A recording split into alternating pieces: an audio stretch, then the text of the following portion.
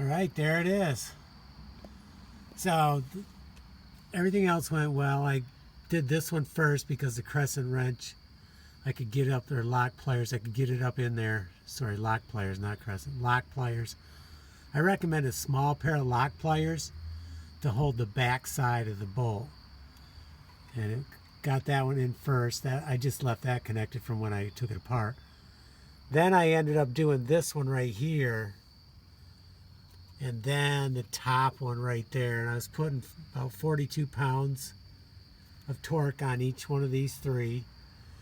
Then I had already screwed this one on but not tightened it yet, so then I tightened it up, and I couldn't quite get this cotter pin in. It was very, very close, so the bolt kept turning on me, so I held the bolt with my needle nose pliers, and I was able to turn the nut just a little bit more, and then I could get the cotter pin in.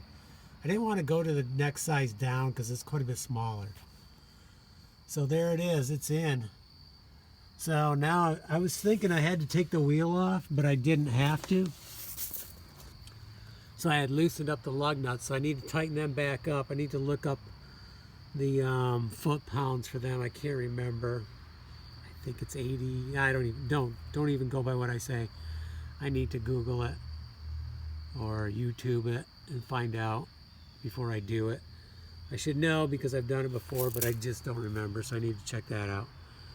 And then I'm ready to take the jack off and the stand. So let's get this tire back on. We don't want to forget to tighten those lug nuts back up. That would be bad. Okay, get that done, and put some tools away too.